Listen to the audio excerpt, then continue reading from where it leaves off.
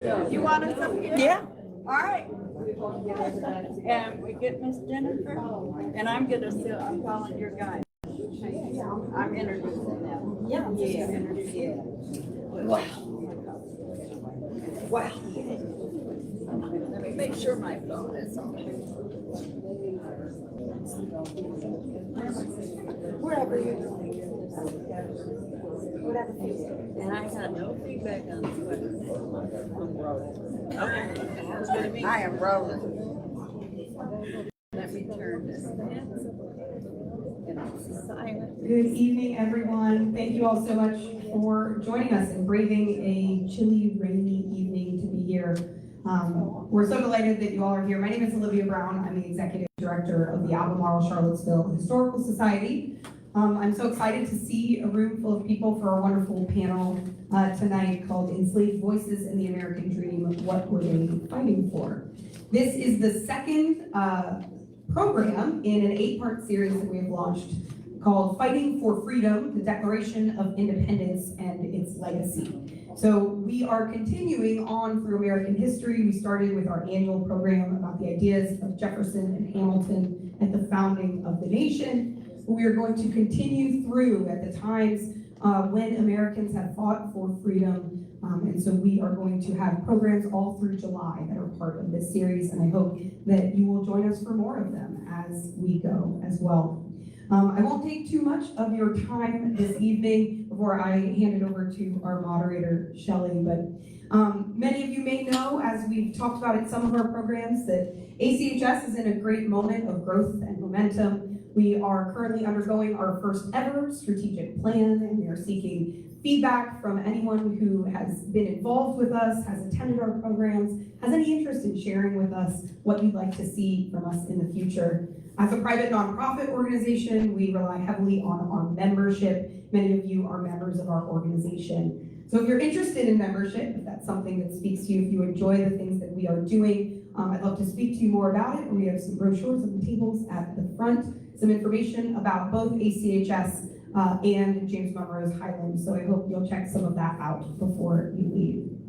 Quick words of thank you. First to our partners in this organization, Highland, for hosting this panel, to Sarah and Jason for helping us get everything set up in here, and for being wonderful partners in having this program here on site at Highland. And especially thank you to our panelists and moderator who are here this evening, to Shelley, Tyleek, Jennifer, and Helice. We're so glad all of you will be here to share your experiences, your thoughts, and this important history that we're going to delve into tonight. I'm going to give the microphone over to our moderator, Dr. Shelley Murphy, who is currently the project researcher and project outreach researcher, I think, something like that. Descendant Project Outreach. For the UVA Gibbons Project, Shelley is a fabulous genealogist. She specializes in African American genealogy. She's currently writing a book about Black patriots in Central Virginia, and has curated an exhibit about this as well that was at the Jefferson School and continues to travel after that as well. So I'm delighted to hand the microphone over to Shelley, who will introduce you to this evening's panelists. Again, thank you so much for joining us tonight. So first thing I'm going to do, again, thank everyone for coming out, because I know it's rough as far as the weather and so forth. But I'm going to introduce the panelists first. And I'm going to start with Helice Henderson Jones. And she is a native of Charlottesville, Virginia. She obtained her bachelor's degree from Howard University and her master's degree in education from Virginia State University. She's currently a teacher in the Hampton City Schools in Hampton, and most recently a teacher in the Newport News Public Schools in Newport News, Virginia. She is also a descendant of an enslaved laborer at UVA, which connects to the Gibbons Project. And I have to also say, she is a descendant of a Black patriot from Central Virginia who connects to Monticello. So also, when not teaching, of course, she enjoys history, genealogy, cruising with Mama, and Mama's here, and spending time with family. And she and her husband, who's retired Air Force Master Sergeant Charles Jones Jr., live in Hampton, Virginia. And welcome to you, Ms. Helice. She is also on the board of the Historical Society. Next I have is Ms. Jennifer Saylor Stacy. And as a true genealogist, I knew that middle name. So I had to go find a tree that I had that had the last name Saylor in it. And I did find it, by the way. So she's the daughter of Ada Coleman Monroe Saylor and the late Lafayette Raymond Saylor. Miss Stacy grew up in Blenheim, Virginia, less than 10 miles from James Monroe's Highland. Currently lives in Locust Grove, Virginia. Her career has spanned 38 years, including most proud opportunities working for nonprofit organizations, including the C.W. Bill Young Department of Defense Moral Donor Program. COVER, which is Community Outreach to Vietnam-era returnees, and the University of Virginia Addictions Treatment Program. She spent the past 12 years as a senior budget analyst in the Office of the Secretary Budget at the U.S. Department of Health and Human Services. Ms. Stacy is a Partnership for Public Service Excellence and Government Fellows Program alumna and a member of the Highlands Council of Descendant Advisors. She has appeared in multiple panels and interviews relating to Highland Descendants initiatives. Her participation in the council is featured on YouTube. Welcome.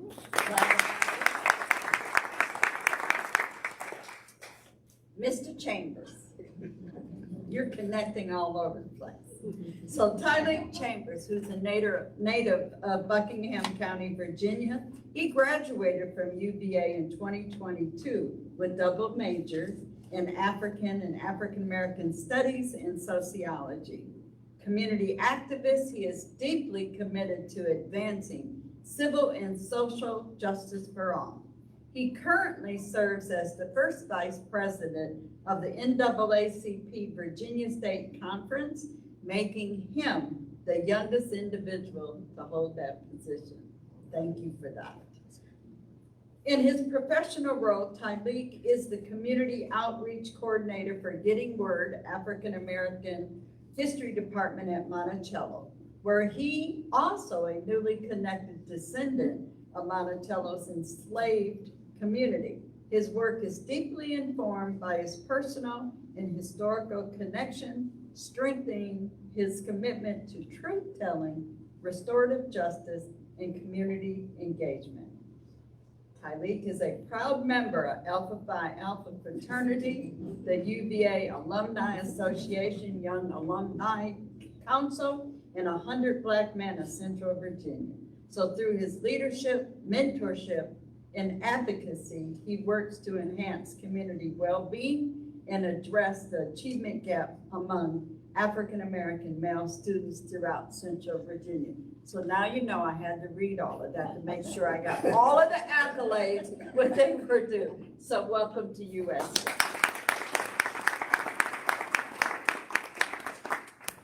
So how this is going to work is I have questions that I prepared ahead of time to start the discussion. And after we're done going through our discussion, we'll open it up and have Q&A from the audience, okay?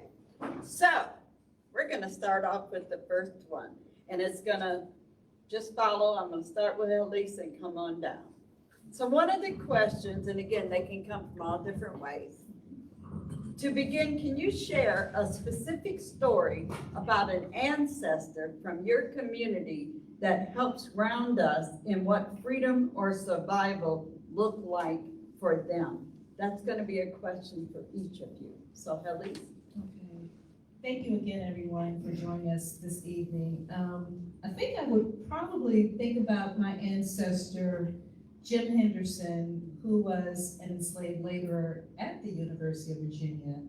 It was through my research, and then also with the research with Dr. Shelley Murphy at UVA, that we were able to find that he was actually enslaved at UVA and was instrumental in helping to build the university. I think about him often because at that time, being enslaved, he was helping to build a wonderful institution that we know today worldwide, the University of Virginia. An institution in which he, being a slave, it was illegal for him to be educated. He could have even been severely beaten or killed to even actually hold a book in his hand. And here I am, a new generation, and I'm a school teacher. I have the opportunity to teach hundreds, at this point, maybe thousands of children at a time when my own ancestor could not. But yet he helped to build a wonderful institution that we know as the University of Virginia. Thank you for that. And I do want to comment that it's interesting, when I started on that project 5 years ago, there were a lot of people that had never stepped foot on grounds, and I'm going to say from the African American community. I was not born and raised here, so that was a new exposure. Wait a minute, you got a college right across the street? You never been over there? So again, understanding the relationship from you now, a teacher teaching all children to read, write, and so forth is amazing. So Yes. Thank you for that. So Ms. Jennifer. Hi, thank you for having me here today. I think about Edward Ned Monroe, who was, our oral history has him enslaved here, and he too worked at UVA. But I think that what I appreciate the most, what he gave our family and the community, is just a sense of the freedom of owning one's own land. And he bought 70 acres in Albemarle County, near where I grew up, and he set the tone for our families. My grandfather also worked to purchase 14 acres of land very near where my great-great-grandfather purchased land, and my mom and dad also purchased land. So it's an important freedom to be able to raise your own food, to be able to do what you want on your land. And I think that's what I witnessed growing up. And I can't even tell you how wonderful it was to just roam around on 14 acres of land and feel free. The importance of place. Absolutely. Absolutely. Thank you for that. Harley? All right. First and foremost, thank you all for being here. The one story that comes to mind for me from Monticello's enslaved community is a story that we have about an enslaved person by the name of Bagwell Granger. And Bagwell was, I think, in his mid-20s, or a young man, and there was a visit from James Madison, I believe, to Monticello. And again, James Madison brought a huge group of people, came up to the mountaintop. And then when James Madison proceeded to leave the mountaintop, Bagwell Granger also left with them, right? So, that story comes to mind because I think when we talk about freedom and survival, and we look at it, I think we oftentimes limit ourselves into certain boxes, right? Of enslaved people had to think this way, or enslaved people had to, operate in these specific categories in order for them to gain freedom, right? He literally just left with Madison's group, right? So, I think that it's that story. What did TJ have to say about that? I'm pretty sure and again, I'm looking at Calvin because Calvin's gonna tell me Yeah, I if was I'm sitting wrong. there thinking the same thing. Calvin's gonna tell me if I'm wrong. But I think eventually he comes back, like he's brought back, right? Bagwell? Yes, he is. Bagwell is eventually brought back. But again, like even looking at like Bagwell, like his family dynamic, right? Being a child of Ursula Granger, right? Right, Having that right. close proximity to Jefferson in the house, right? Oftentimes our notion or understanding would be he wouldn't think to do something like that, right? But we know that to be a fact that he did, right? So I think, oftentimes the kind of how we look at the enslaved population or enslaved people's thought process around freedom and survival has to be complicated because at the end of the day, these were individual people who had individual lives. And just because, they had proximity to Jefferson by being close to the house on Mulberry Road or had these long-term family dynamics, it doesn't necessarily mean that they would track the specific what we would consider to be kind of the stereotypical walkthrough that many enslaved people, some enslaved people did do, but again, I think it's important to complicate that because that also allows for the autonomy and the individuality of enslaved people to be brought forth. And so it's interesting also for him to have that, almost the gumption to just walk away. But did he even realize he was walking away to another enslaver? Right. And that's a lot of guts. That's Yeah. amazing. So how did you first learn about, and I'm gonna go back this way, about basically your connection to this, a site or to a community? You mentioned Monticello and so forth, but when did you first learn about that? Because we know you didn't get it in school. So where did it come through the family, oral history, or how did you learn? That would be the same question for each of you.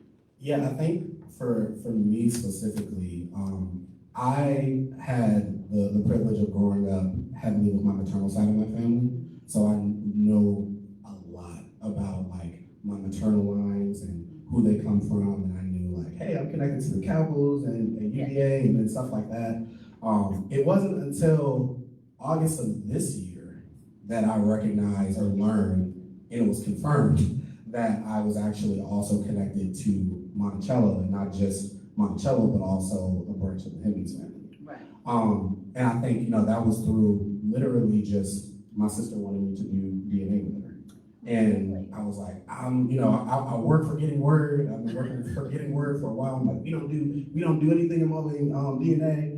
And I was like, literally it was my sister asking me, hey, like, can you do this with me for my birthday? And she was getting matches with, Hemmings descendants from the line in Buckingham. I was getting a lot more. Because mind you, like, I knew my maternal line, but my paternal line, it was kind of like up in the air. So through conversations with like my coworkers, within Getting Word, many conversations with many conversations with, my dad's side of the family, the elders there, but then also like consultations, I like to call them with Calvin Jefferson, the go-to guy for anything involving Monticello's descendant community. It was like, no, technically, like, this is pretty straightforward, like, even down to like patterns of names that, you were supposed to have. Like, my father wanted to name me Preston, and I was like, my mother was like, no, I hate that name. Like, she was like, no, my son's name will not be Preston. Right. But it's because my dad's dad was Preston. And that goes back to a line within the Hemmings branch of Preston Hemmings, right? My line is through Betsy Hemmings, which she was moved from Monticello to Buckingham. So again, like, those connections, it's like, oh, well, you grew up in Buckingham, like, it's a no-brainer to be connected. But again, it was like, I really didn't want to be, again, especially, being employed at the foundation and working with Getting Word and, engaging with the descendant community, and not having this additional layer of not just like, this is, the community I work with, but I'm also distantly related to some of these people. And folks are trying to get over on you because of it. They'll call me like, cousin, can you? And I'm like, no, I can't. Or I send them to Calvin and he'll get upset. But, I think, it's taken me, again, that was last August. So it's really taken me since this year to really be able to kind of process, sit with, and like recognize and own it. Because again, it was just like, I wasn't looking to be connected to this place. Well, let me ask you a little follow-up question. Was it the fact that they were enslaved where you were working at, or the whole enslavement thought? I think it was And everything that went with that. Yeah, I think it was part of it definitely was the fact that I had ancestors who were enslaved in the place that I worked. Right. And again, being from Buckingham, I knew like, oh, like, this is where a plantation was that my ancestors were at, but like that plantation doesn't exist anymore. But like having them connected to this physical place, like, and I also get a paycheck from the foundation on a regular basis, like, it was a lot of like cognitive dissonance that I internally had to kind of process. But I think you know, you go through kind of the different stages of like, no, it can't be, like, and, you know, like, no, like, this is definitely, like, it's another thing, or I'm connected another way, or like, you know, you get to the point where you're like, okay, it's true, but like, I don't want to be as engaged, or, you know, things of that nature. But it really took my sister and my niece, who's 8 years old, and my niece being really, really excited about, like, she loves history. And her wanting to come, and her and my sister wanting to come to the wreath flag ceremony that we do. This is their first time there. And seeing my niece and how like happy she was there, it was like, oh, now I get what our descendants talk about this place being a space and a place and like a home place for their family. So like, I think that, again, this past December really kind of shifted my scope to where I'm like, no, like I should wear that with a huge badge of honor that I am descended from people who were here, and I am, you know, lucky and privileged to be a part of their legacy, both being here at the foundation, but then also, you know, the work that I do when it comes to my activism and civic engagement as well. Beautiful, love it, own it. Yeah. And you got that next generation with the 8-year-old that's already getting exposed to that. Absolutely. Jennifer, when did you first learn? Because it sounds like oral history was very prevalent for him. Was it the same for you? Pretty much. I mean, I grew up less than 10 miles down the road and passed the sign that said National Honor of James Monroe, and you know, never really had a conversation with my grandfather about it, because I typically rode past with either my parent or my grandparents, because I grew up in a 3-generation home. I didn't ask, and I wish I had, I didn't ask my grandfather enough questions, but I had siblings that did. My sisters talked to him, and also cousins who knew and passed the information on. And I remember when we first came here to work with Highland, it was probably back in 2017, and my mom came for the first time. And I remember coming up the driveway and those incredible trees and the clearing, and my mom said to me, I wonder what people think, what were they thinking when they were here? And she said in a really interesting way, but it didn't take much for me to understand just kind of the pain of it. And so I think, you know, you know, working here with Highland as a council member, my mom works here as well, my nephew works here, because succession was extremely important to our council as well, and to make those connections. But I think it was the first time that my mom actually talked about what it was like to go through Jim Crow in this area, and to wonder and talk about slavery, because we did not talk about it in the house growing up. And I remember just my grandmother, and we had lots of conversations, and she passed on a lot of information about who were, you know, were related to, and I agree that names are important, because that's how I found names to fill the tree. They were repeating, so it's a gift that our ancestors gave us to be able to easily identify once you knew the area, and that's what my grandmother would do. She would pass on who lived near, so I was able to connect neighbors. And then, you know, just, I remember telling a story once about her mother's mother, and she whispered, I think she was a slave. And it was just the two of us, and I'm like, I'm wondering, never asked, but I wondered, why are you whispering? And I don't have to ask that question anymore. I know, I understand. Thank you for that.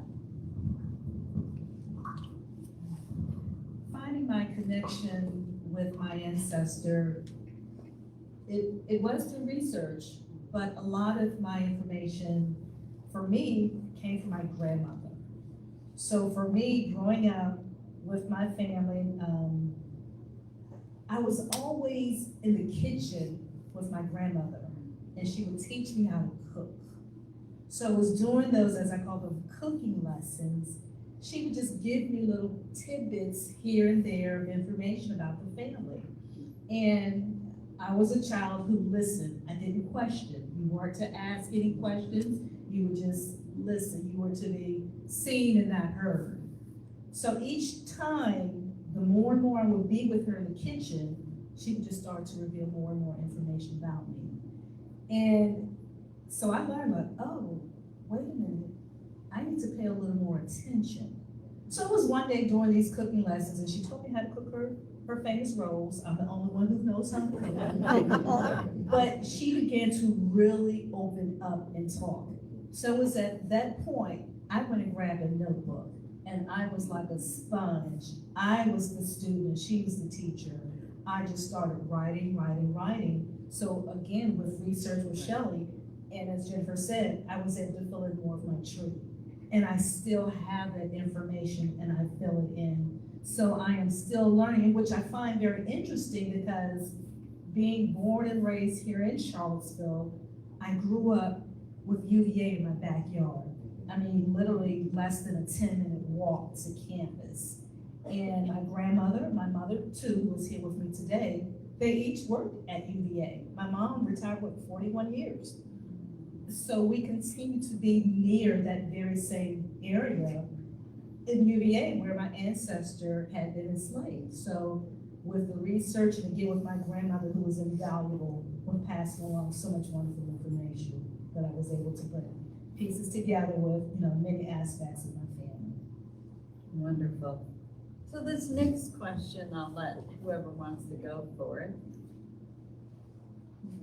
When you think about the phrase freedom versus survival, what does that mean in the context of your ancestors' lives? And were those ideas, do you think they were ever in conflict?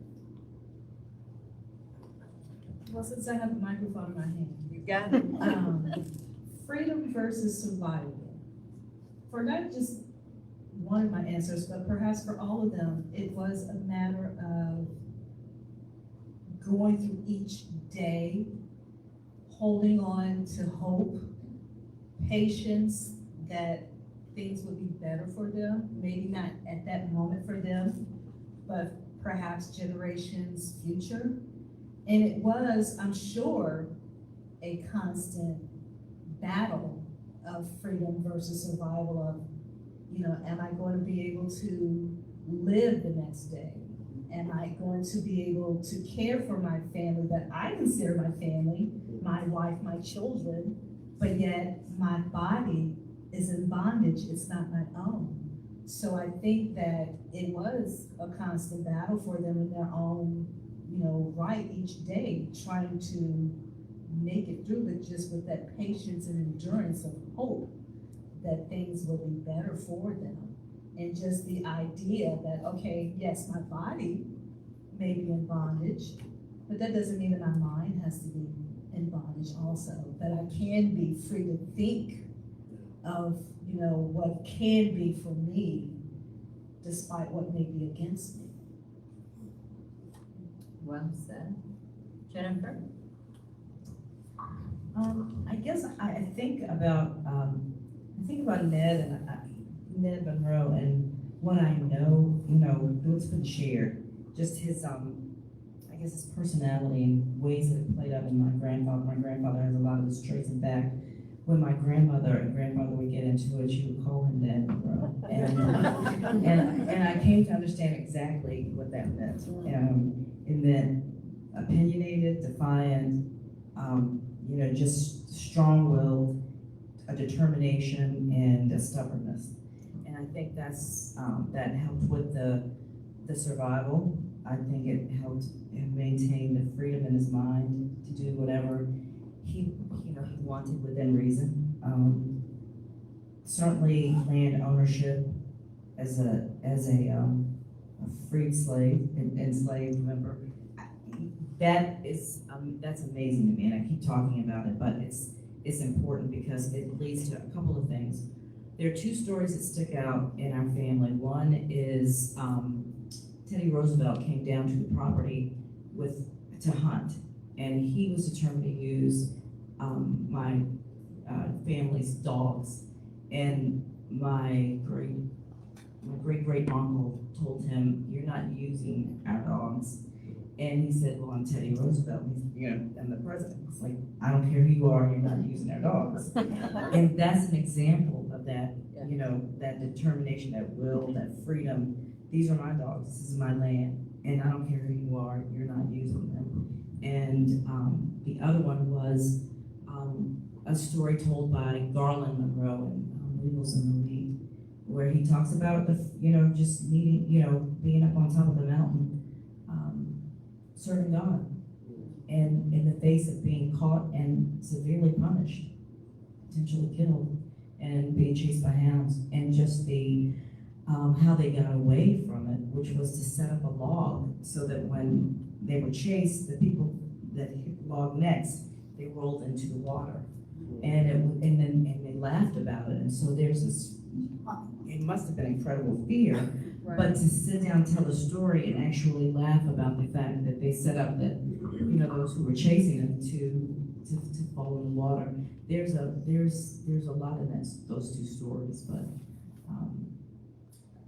they're things that And the stories is what we live for. absolutely. We live for them. I mean, everybody might want a document, but most things are not on a document. And so definitely stories come through those generations. So we've heard grandmother, your family, Yes, and yeah. amazing. And I think here at Highland, we have learned the importance of storytelling.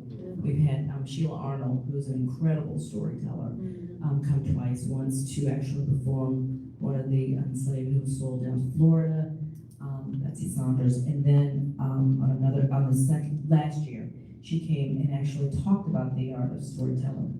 And it was, the theme was how we got over, are we over, and are we doing a good job to pass those stories along? And just an incredible experience and embraced by the next generation, which is why the stories are important. Did you want to comment on that? I think I'll be really brief, but I think, one thing that I think my fellow panelists is speaking towards is, when we talk about freedom and what, as I mentioned earlier, enslaved people thought about it, right? It's important that we look at it through the examples that we have of these stories to show that even though, again, they were in bondage, right, or enslaved, they still had their thoughts, they still had their mind, right? And I think oftentimes when we talk about freedom versus survival, oftentimes we limit it to the physical ramifications of freedom or the physical ramifications of survival. But sometimes it's like, even though physically you may not be free, that freedom of thought, right?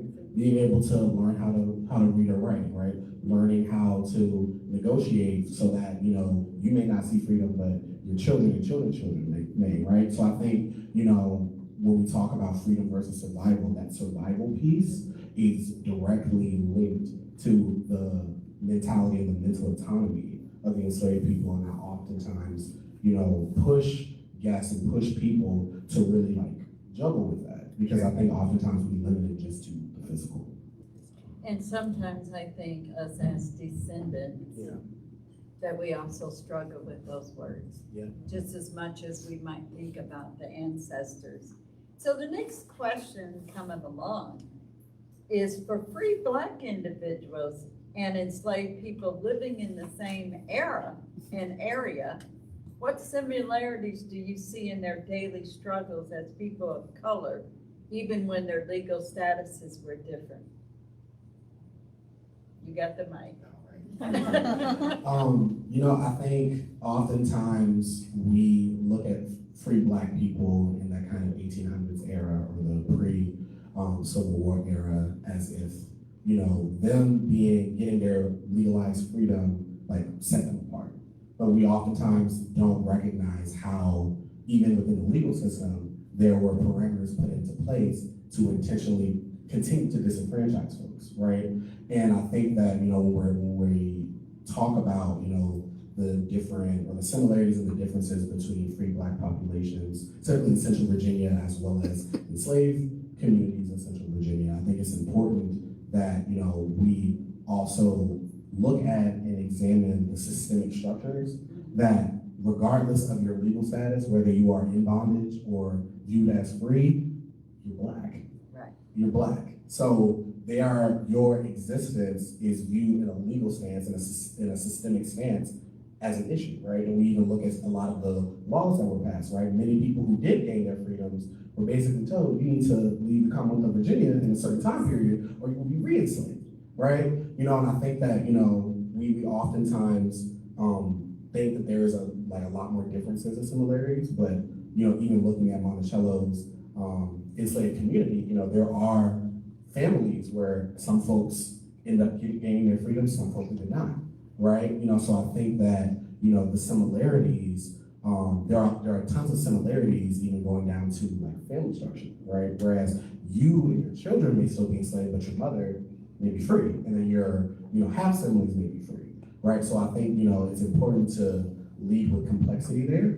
And then also while recognizing that, you know, there are similarities in treatment, right? And there are differences, right, when it comes to legal stances, right? What the courthouse says or what the Virginia General Assembly says, like those similarities when it comes to the system viewing you as a Black body, right? And a threat to the structure of chattel slavery in the Commonwealth, right, is a common thread regardless of your legal status. It's interesting because there are stories when you talked about, say, the removal, you have to leave Virginia. There are also stories of folks that would re-enslave themselves to stay with their families.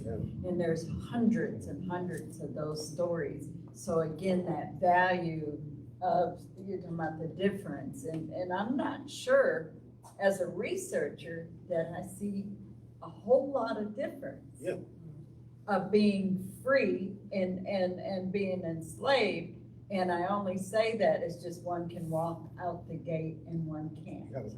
But it comes down to the color of your skin. Yes. So, did either of you want to comment? No, the only thing I was thinking about is, just in the long run, I think Ned married, he was married 3 times, but his third wife was free. She'd never been enslaved, and he was enslaved, so they found a way to, you know, to love and to be together. Sure. And I think you're right. I think it's because of the circumstances. Yes. It didn't really matter at the end of the day. I just wanted to add to that. I think that for both the free and the enslaved, they probably were the original ones who came up with the phrase, "It takes a village." Because they knew that they had to work together. Yeah. Whether free or enslaved, they had to do it together. Yeah, good point. I didn't think of it that way, but yes, definitely. So next question, and hopefully I'm generating questions that you guys might also have out here. So how should we think about armed rebellion or insurrection alongside quieter forms of resistance? Is one or more valid than the other? Because in these stories, basically y'all had examples of resistance, but survival also. So what do you think about that? There can be many forms of resistance. It doesn't have to be violence. I mean, me as a teacher, teaching children, advocating, going out to vote. Those are always, you know, showing some resistance. So yes. I think we're seeing things in 2026 as well. You know, Yes. the resistance, go ahead. I guess that was an interesting question. It was not easy to think through, and I think it is in the day-to-day, and keeping your mind grounded, understanding who you are, and having courage to, you know, to go up on the mountain and serve God in the face of being caught, of standing at ground on your own land, of moving every day towards leaving something better for your children. And I think for me, I think knowing where we come from, you know, our history, and understanding the resilience, and understanding the fact that I'm sitting here today through it all, it has to do with their day-to-day, you know, acts of resistance, acts of pushing through and being determined. I think a quote pops in my head. It's a Kendrick Lamar verse, but it's I have war and peace inside my DNA, right? And you know, I think about how oftentimes, again, when we look at the systemic structures of when we're taught history, right, we are, kind of positioned to look at, say, a Nat Turner's rebellion as, gravitating towards violence, right? And, oh, these many people were killed, but we oftentimes don't deeply engage with how the daily existence of individuals being under chattel slavery also produce violence, right? So I think that, when we talk about whether, violent rebellions had more merit or did not have more merit than, what we would consider to be quiet rebellions, I think my philosophy, and I can credit this to, my foundation, my family and my community being in Buckingham, is like any form of resistance, whether that's, burning food, whether that is a mass rebellion, right? It's all of these things, as if the intention is to disrupt the system that is subjugating you, right? I see that as a valid form of resistance. And I think, again, because of how we are kind of programmed or taught in schools to look at violence as, any form of violence as like historically bad, right? Without proper context of what leads people to these violent rebellions, specifically when we talk about, slave rebellions, right? And I think that, even looking at the civil rights era, when we talk about the MLK versus the Malcolm X, right? Or, the NAACP versus, the Black Panther Party, right? It's a very intentional juxtaposition between what we in a systemic structure would be consider quote unquote violent and what we would consider quote unquote to be peaceful. But the reality is that, again, some people lean towards peace, some people lean towards violence, right? So I think it's important for us as community members to be very intentional of understanding context before immediately gravitating towards judgment over one being better than the other. It's a both, absolutely. Yeah. It's a both. I firmly believe, and I love the quote. War and peace in my DNA. Yeah. And so just a couple more questions, so they'll be brief and we'll go to the audience here. So, and I want to help the audience understand, what does meaningful inclusion of descendant voices look like in historic preservation beyond the plaques and the exhibits?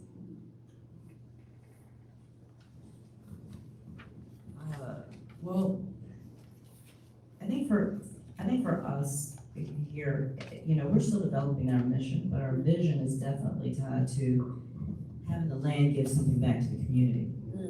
And I think, we've been offered opportunities to have memorials here. And I think one of the things that we expressed right away was, no, we need programs. Something that will give back, something that was taken. And I think that's important, that to today have the land give back what it took. And so when we, have our food waste project, we had a pilot project this past summer where we had children from the community come and learn about, farming and, seeing them and their curiosity and being here. And I think once they're here, it's so much you could do. You can teach history. You can teach about the land. You can teach them how to farm. You can teach them about chickens and growing things on their own. It's something that will continue to give back from generation to generation. So that's extremely important here for us. And ultimately, a vision of a camp here in the summertime that is more than just a week or, 2. Just the opportunity to learn skill sets that they can pass down, bring their curiosity, and also learn about the history that they don't need to be ashamed of because of where we are now and where we are going to go. It doesn't stop with the fact that we were, our ancestors were enslaved. It's a continued discussion and an opportunity to heal, and that's how we see it. Every time I'm on a panel, I just hope that there, that people take away the stories and remember what the journey is like, and it's not was like, it is like, and and remember that, because I think the only way to heal is through conversation. And I think if it's one thing in this day and age now that I really miss is the ability to have dialogue in a way that is meaningful. I don't have to agree with you, but listening is the only way that we're going to even halfway get to where we need to be. And something that I feel very strongly about, and it is healing. And I don't think we give enough attention to that. And so this forum is, and the things that we do at Highland is all about the healing. Helice? Yes, it is more than just memorials and plaques. It is, as Jennifer has stated, it's giving back. It's the giving back, having community engagement, but also it's about teaching. Letting this history be a part of the curriculum that we teach to our children. Don't let it be lost. We're coming up on the 250th anniversary of this country, and yet there is still so much history that is hidden, that is not told. We need more of this history to be told, such as the forums, again, as Jennifer has said, here at Highland and with other forums, Monticello, descendants of communities, enslaved communities, but we need this history to be told. There's one other thing that I think the approach that we took here at Highland when we were doing our interpretation is that this is, our history is American history. And so that's what is really, like, we're very proud of that here at Highland. And I'm not going to do this justice because of my memory, but there's a sign in the Massey House where it says that that's the approach, that it is American history and that it's being told. So we don't see it as something separate. We see it as very, very much a part of what happened in this country. I think the only thing that additionally I would add is that it's, and I think my fellow panelists kind of spoke to this, it's important to build genuine relationships. And I think oftentimes when we talk about, descendants specifically of like museums or former plantation sites, that should be at the foundation, at the core of anything. I think, us at Getting Word, we have the privilege of, having over 30 years of engagements that our founders fostered and were intentional about, right? And as we continue to build and add more descendants to our community, we're very intentional about relationships. And I think that, yes, you can build the memorials, you can update the exhibits, but if the descendant community does not feel like they have a genuine relationship with the organization that runs the former plantation where their ancestors were enslaved, then all of that is for naught. And I can speak for, Monticello and how, very intentional the foundation has been when it comes to, getting input from descendants. Even when we talk about our contemplative site, which was launched on Juneteenth 2023, there was a lot of engagement with our descendant community when it comes to, the themes and what the memorial would look like and how it was, these things were symbolic of this and things of that nature, right? So again, and it wasn't meant as a, hey, we reached out to them, we got this feedback, so can't come for us. It was, no, like, we understand that this contemplative site will hold the names of their ancestors. And even when we did the opening of the contemplative site in 23, it was very impromptu. We were like, oh my gosh, we have all of these flowers. And so many of the descendant community brought their children.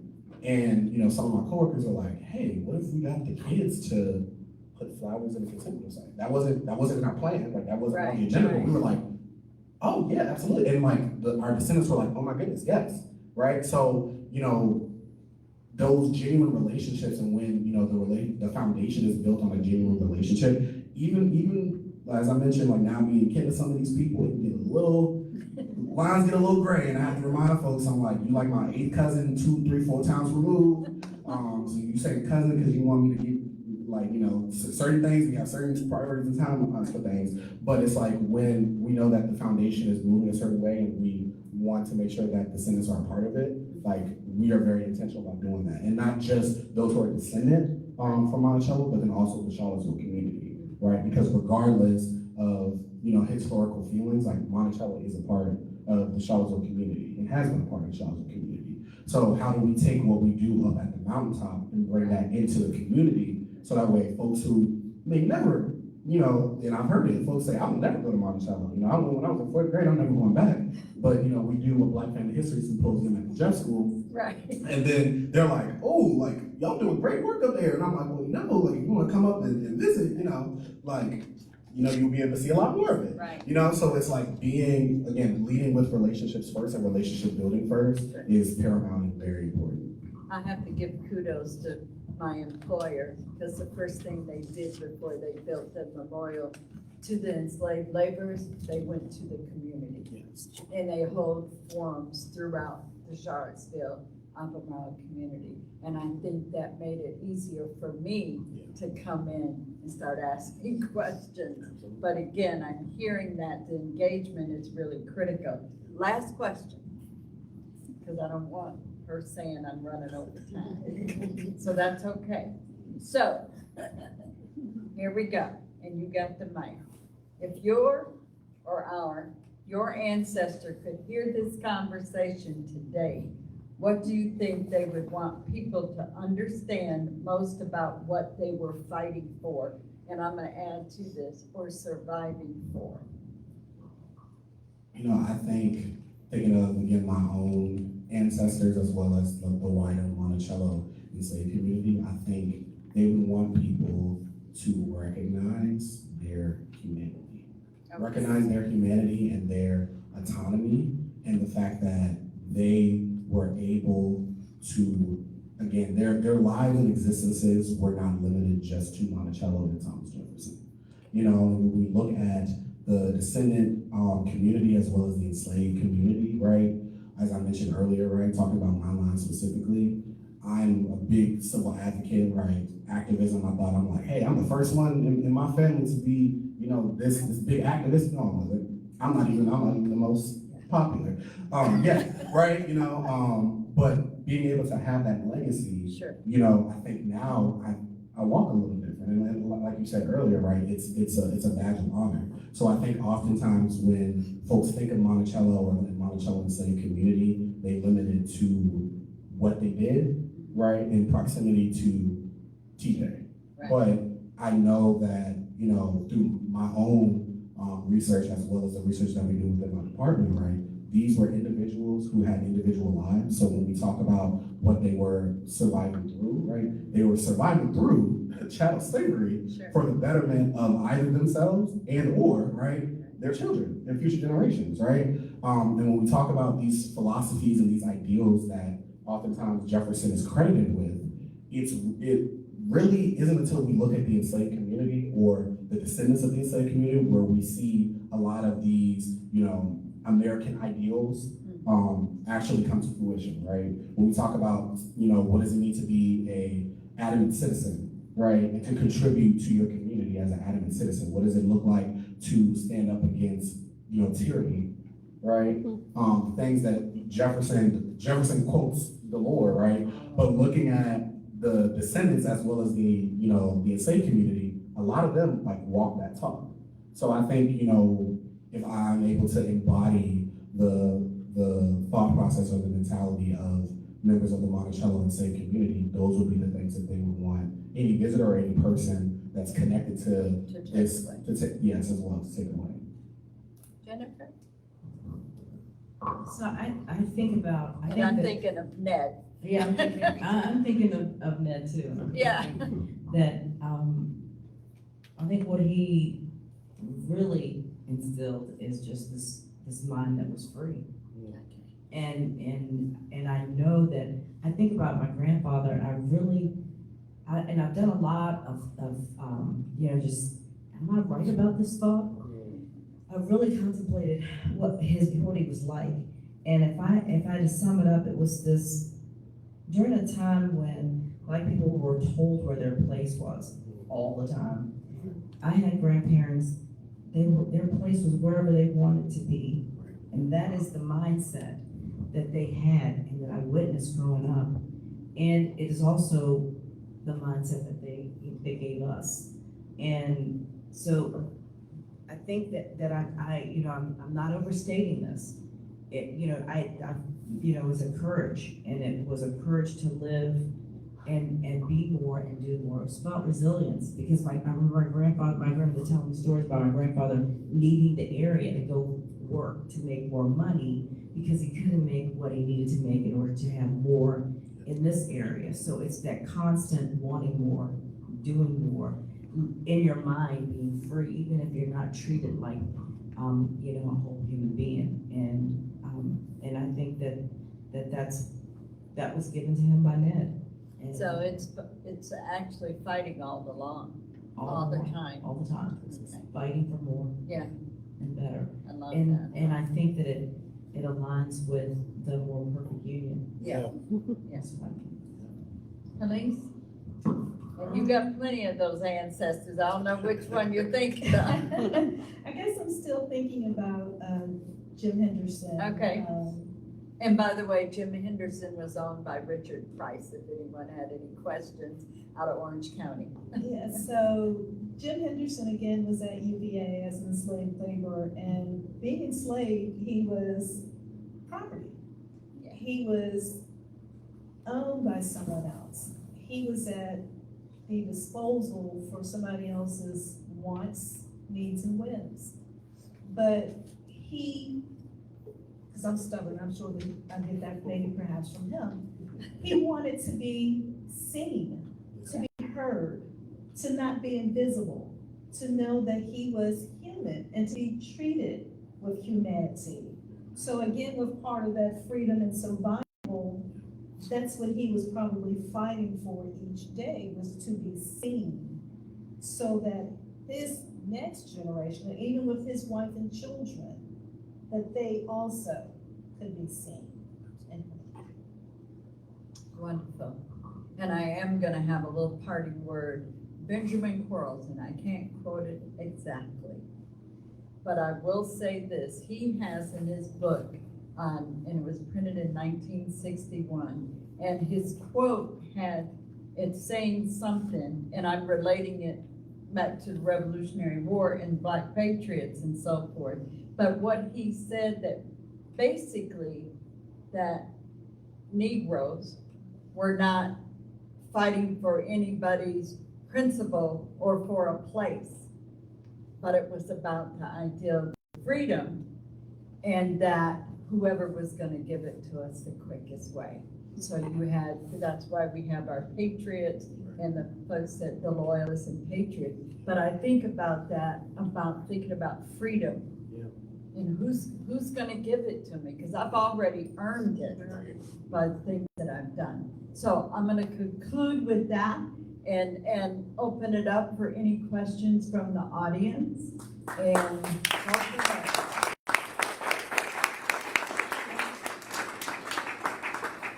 I can bring the she's got microphone one. down. Yeah. I'll let you do that. Okay, thanks.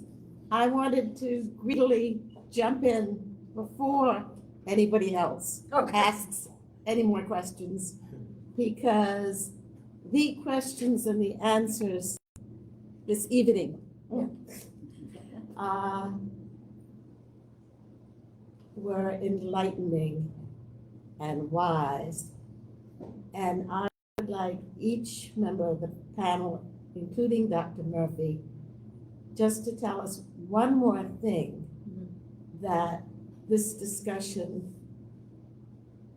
raised for you and that you might not have had the opportunity to say as the conversation went along. Great question. Helice, you got the mic? that not just Jim Henderson, but the others, they now, more is being known about them. More is being uncovered about them each and every day. They're not just on a piece of paper hidden in a dark attic or library somewhere.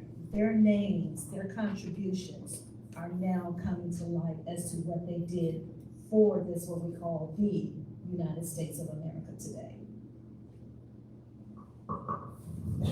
I think that I often say whenever I'm on a panel that we are here to give voices to voiceless. And so that's what I want to leave here, to think about.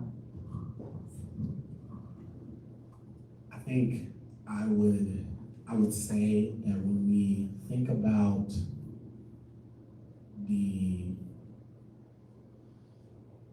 enslaved community, that I think oftentimes we gravitate towards a sense of hopelessness, right? When we discuss them, or that's kind of the air or the energy that we have when we are discussing them or bringing them up or talking about them.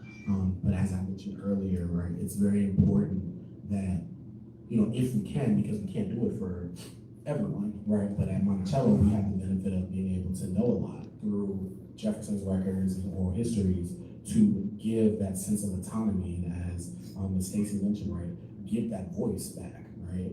And we may not be able to directly know what these people were thinking, but we do have, Jefferson's writing speaking about their actions to a certain degree, or their family oral history that was passed down, and being able to kind of, put those pieces together to be able to say, oh, well, that's interesting that this is something that carries down through the generations, and that's also interesting that this doesn't. So again, giving that sense of autonomy back to the enslaved community and not always gravitating towards this idea that they didn't have wants and desires within themselves, and giving them that mental autonomy. Well, for me, I think it's always the connection and finding out. They talked about individuals, and I have hundreds and hundreds of individuals, I'm gonna say from research, and this, that, and other, and I think for me, it just tells me there's just more out there. And I think I learned that every time I'm in conversation, because she even came back and said, wait, but there's another connection you said when you came in. And it's like, oh my goodness, here we go, and I think that's the biggest thing for me is seeing the connection, and I just want more, and it's just more opportunities. And I will say my one last thing for you. One of the biggest pride for me working for UVA and dealing with the Descendants group was Lorenzo Dickinson at the memorial with his two sons. Yes.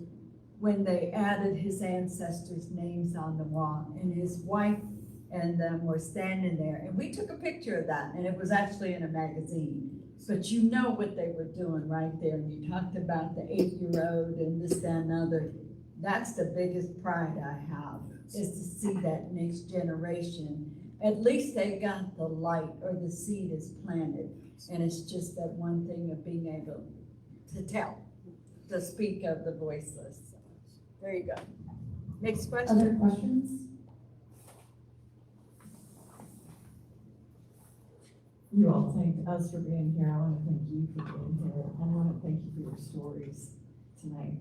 This question is from Stacy. I was struck by Ned Monroe, and I saw his buying 100 acres near home. Is that what you said? About 70. 70 as an act of resistance as a formerly enslaved person. How did he do it? You alluded to it, but how did he buy the land? Honestly, that's a piece that's missing for me, but I hope to find it through stories. We have, he did leave a will that he signed with an X, very prescriptive about what we can and can't do, down to even who has access to the streams, who can build there, whose houses are there. I mean, it's almost like he's telling a story and also leaving that stubborn, willful control, and something that at the end of the day is what has allowed us to keep the land and our family to this day. So, Thank you. Next one. Thank you again for a beautiful panel. My question is a little more personal. I was just curious if you have any kind of rituals or traditions that you do to honor your ancestors. For example, if a cemetery exists, if you visit a site, or anyone does art in their honor, or have particular kind of gatherings. Just curious. so every year we have an annual Descendants Day where we honor our ancestors, the descendants of the enslaved here. Every year, it's usually in June, either the first Saturday or around It's June 6th, 2026. Yes, thank you, Sarah. So, and we've had it for this is our fifth one. This is our fifth year. Fifth? Yes, so it is quite a celebration, and it's filled with, information. It's filled with, a spiritual aspect of it, where, because we were very adamant about the feeling. We remember the names, we call the names. We also have, lots of expressive music. We had Sheila Arnold a few years ago come and do a performance of Betsy Saunders, who she researched, and actually she just did it down in Casabianca, where Monroe sold families down to Florida. And Monticello, they say Monticello. No, I know. I struggle with both of those because I live down in that area. Yes, and it's like, I told them this last There time I was was there, I was like, 16 of them I that were can't- sold down there, wasn't Sarah, there? 16? 16 that went to 17. 17. Yes, Okay. and, I told them, I can't say Monticello, I have to I say know. Monticello. I had to relearn it. But, yeah, but the day is a great day, so we hope all of you can join us, so. Dr. Murphy, Ed Brooks, Southern Albemarle, I apologize for being here late if you all already discussed this, but I wanted to thank you for the Black Patriots of Central Virginia exhibit. Oh, thank you. Yeah, I was on a Zoom with you one time, and Yeah. I got a chance to go to the exhibit at the Heritage Center. I got there the last day of the last hour, but I did see it. But it did help because, I have worked as a historical interpreter for both Monticello and the Highland. And I wasn't excited about the 250. I just couldn't get the place. But I grew up knowing that Crispus Attucks, was always told was the first to die in the Revolutionary War. And, I just said, that's good to know. But I didn't think that there was too many more other than him. So your exhibit really educated maybe 5,000 that joined the Continental Army and 20,000 to the British believed that they were going to win. Yeah. But that's the Well, we're almost at, we're over 9,000. And I'm saying not just Virginia, but it's over about 9,000. Yeah. Still working on it. So the cause of fight for freedom in Yes. 1776 was there for different reasons, but still it's all a part of just knowing that people were fighting for freedom. We were there. Yes. Thank you. Any other questions? Calvin Jefferson. Yes. You just give him the mic. No. I'm sure he has a comment or a question. Look, it's one thing someone asked about what places do to honor Yes. the ancestors. And Talib didn't get a chance to respond to that. So I would love Talib to respond to that, and tell you what we do at the foundation. No, it's all good. It's all good. I appreciate Mr. Jefferson as always. No relation as he says. But yeah, so at Monticello we have several events that we hold to honor the enslaved community. So every December, November, I like to say holiday season because it kind of encompasses the Thanksgiving and Christmas eras. We hold a wreath-laying ceremony at our burial ground for enslaved laborers, enslaved people, BGEP, I'm thinking of UVA. Burial ground to enslaved people at Monticello, where myself and other employees throughout the foundation work on creating a wreath that we then have a whole ceremony and invite local descendants to be a part of. And actually one of the descendants who originated the wreath laying is here, Miss Colleen Yates. So I will be dismissed without mentioning her and giving her flowers for aiding in the creation of that. But again, it just goes back to what I mentioned about the importance of building relationships to the point where, Miss Colleen felt comfortable enough to have that conversation with, our founders. And we're able to, and our predecessors, I should say, to, begin that process. And that's something that, I've had the honor of kind of overseeing for the past few years, since working with Inward. Also, there are other ways that we honor, members of the enslaved community, one thing that I always brought back to is whenever we have like massive events up at Monticello, and I get to see the little children whose grade, 7th grade, 6th grade, grandparents were enslaved in Monticello, like playing on the West Lawn, like to me that's honoring their ancestors, right? Because having that autonomy and having those generations so far removed from this place, but allowing them the ability to still feel that sense of home and home place and connection to Monticello, whereas a lot of people of African descent who are connected to the American chattel slavery don't really have a plantation that they can connect to, right?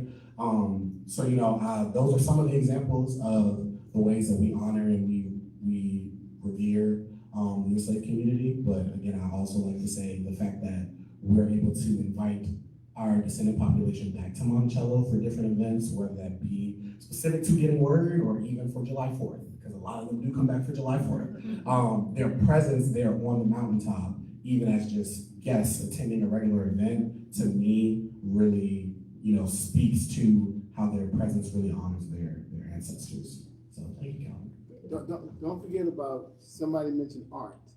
And we have artists, Yes. we have people that do poetry. They Yeah. come back and they actually recite their poetry to the group. And if you ever get up to Monticello and you go down to the Descendant graveyard, you will see a art piece that one of the descendants actually did. And I'm gonna jump in and set this up to make a touchdown.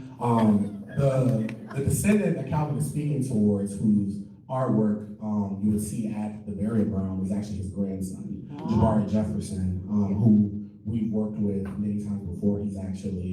He actually was recently contracted for a new piece that should be reviewed soon. I have not seen it. I will see it this weekend. There's no doubt I'm gonna miss this because I have not seen the piece of art. So thank you. But yeah, so thank you, Calvin. Well, we also have musicians in that descended from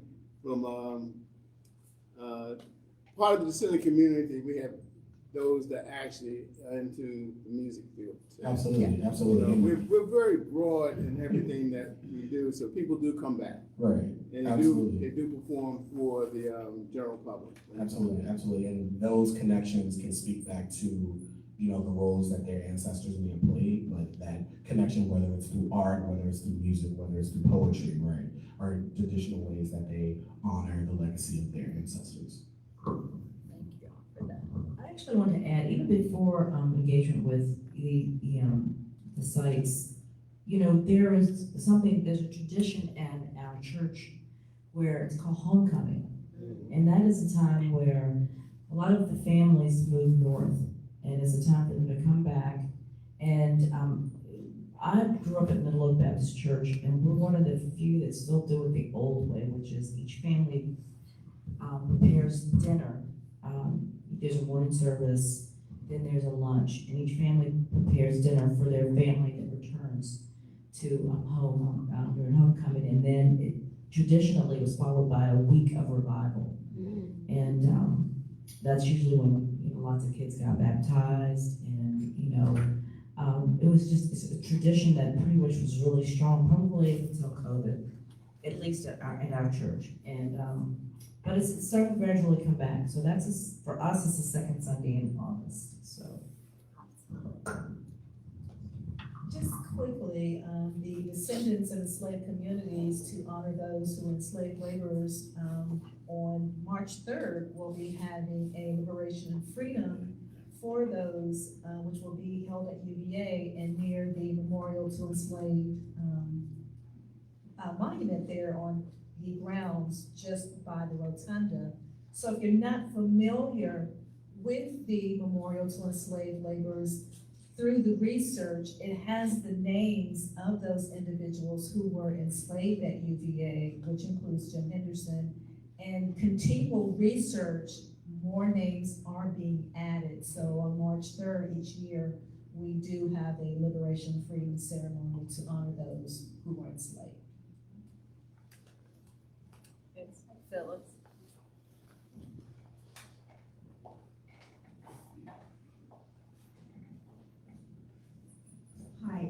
I've just been reflecting as I listen to all of you and thinking what I suspect nobody quite wants to say publicly is that we're living through a time when there is a willful destruction going on about the history of slavery in this country and the contributions that African Americans made. And so this panel feels very inspiring to me because of giving voice to, at least on a local level, to those things that are being disallowed on the national level. And so I wonder if I could ask each of you to comment on whether you're feeling that there are any obstacles to your own work right now within the institutions that you represent. We certainly know what UVA has gone through in the effort to disassemble any DEI programs. So it maybe would be understandable if there was some pushback. So I'd be interested in getting your thoughts about that, and also just your thoughts about what else you would like to see on the local level besides the work that you're currently doing.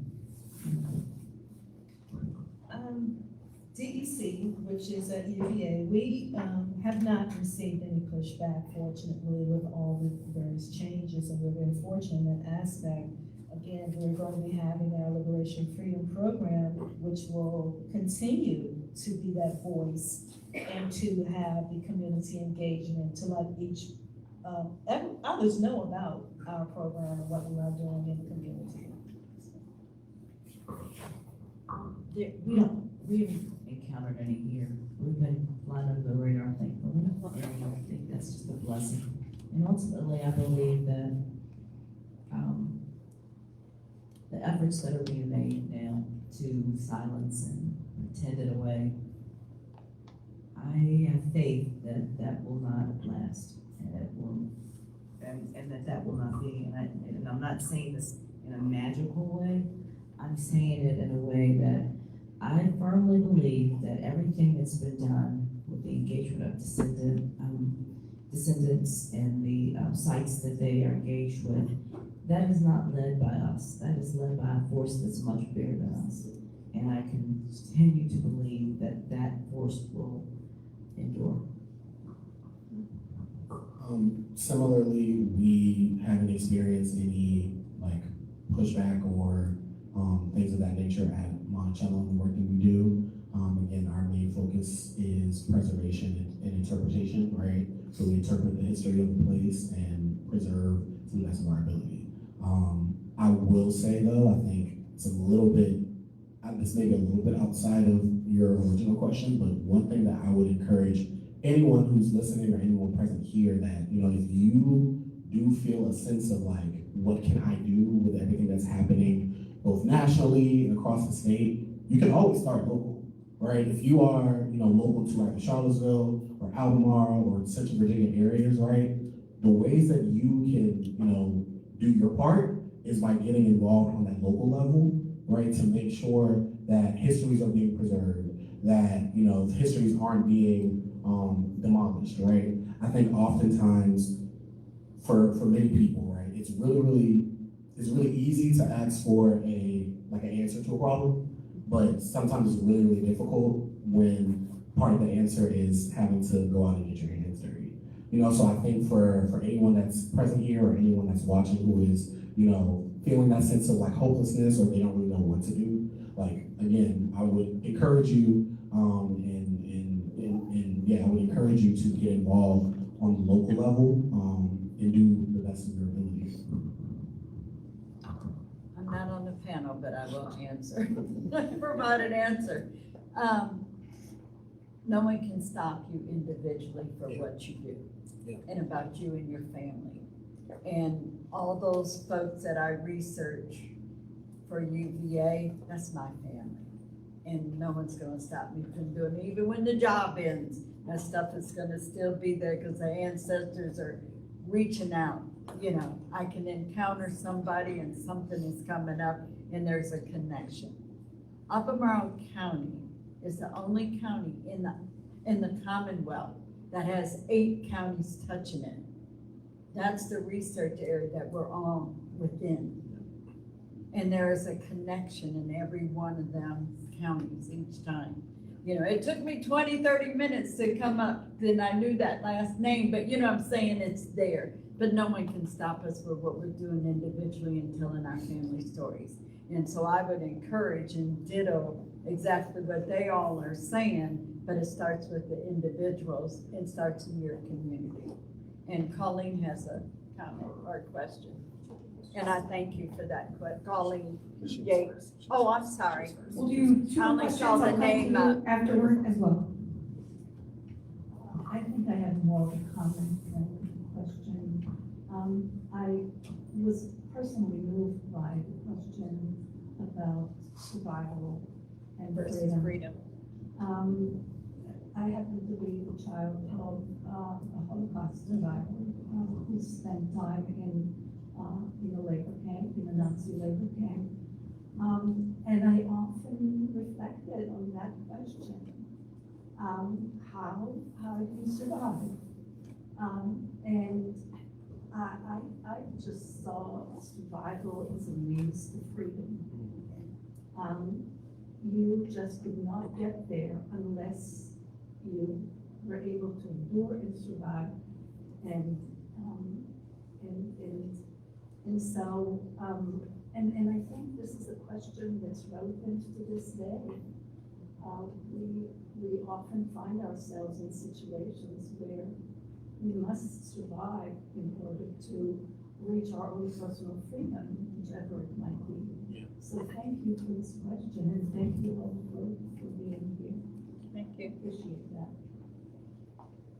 We'll do one final question. Yes, Colleen. Founding member of Descendants of Enslaved Communities.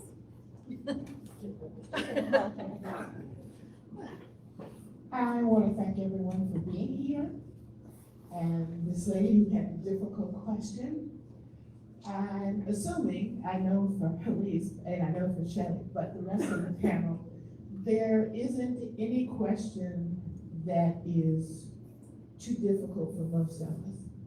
Because we're living trying to educate America on what schools in Virginia did not educate us on. So therefore, we move forward. And for all of you who are here and who would like to do something, as Shelley and Talik and the rest of us, Helice and Jennifer has said, you know, Juneteenth is coming up. And so that is a celebration of when the troops came through and told the slaves that they were free. And basically, like anything else that has to do with Black America, we didn't get that word until almost 2 or 3 years later. And that was because of the plantations didn't want us to know that we were free. You have a wealth of education here and knowledge. You have Talik from Monticello, you have Jennifer from Highland, and you have Helice from the Descendants of Enslaved Communities at the University of Virginia. I'd like to tell you what's happened with Helice and myself. During the pandemic, we decided from Shelley and others at UVA that we need to get together with the descendants of the slaves. So 9 of us got together during the pandemic and we formed our own nonprofit. And our nonprofit in 5 years has turned over now to Descendants of Enslaved Communities in Virginia. So we encompass the state. Someone said, well, why didn't you go international? Well, when we went international, we were international because we were celebrating Canada with one of our descendants. We went down to Texas where one of our descendants was living for a while. So anyone, I'm sure, on this panel would love it if you had questions for them or wanted to contact them. And so it's not that difficult. And we say with the Descendants of Enslaved Communities, no question is out of the question. We just ask that you do it respectfully and understand, you know, where we're coming from and where you're coming from. And we've always said if a question is too delicate and we don't want to answer it, we won't answer it. I have yet to turn down a question. So just want you to know what you've got there, what you can do, like Shelley said. And Juneteenth is coming up, which is June the 19th of every year. And you will find there are a lot of things that are going on. But most of all, what I want, with respect, I want white America to understand that the 250th year, it's our year also. So it's not just for white America. Thank you for that. Thank you all for coming. It was a great note to end on, right? Yes. The point of our panel being a part of this larger program series is to show that the 250th is not just a time to talk about what the Declaration of Independence was when it was written, but rather to talk about its legacy and how it's applied to all people, and how it has continued to inspire people to fight for freedom when it has been denied to them, and that all of those stories are part of commemorating the 250th year of the country and the times that we need to critically look at how the Declaration and its legacies continue to either push us forward or limit us, and how we can move those ideas forward for ourselves. So thank you for helping to close out the program with your wonderful comments. Thank you to our panelists and Shelley, our moderator. It was a wonderful discussion and sharing your thoughts, experiences, your family stories. We're so glad all of you came out to see us this evening, and we hope you'll see us for some of our next programs. The next in this series is going to be on March 18th. It'll be at the Center at Belvedere. UVA Professor of History and Director of the Now Center, Carolyn Janney, is going to speak about freedom and liberty in the American Civil War. And so she'll talk some about Black Virginians in Blue, the project going on research going on at the Now Center and around Virginia, but also the larger story of the American Civil War and how it resonated locally. So I hope you'll join us for that program as well. Thank you so much, everyone, for being here this evening. A wonderful evening. Stay track home, please. Thank you. Stuff you're streaming. I also have something for all of y'all. Is that good?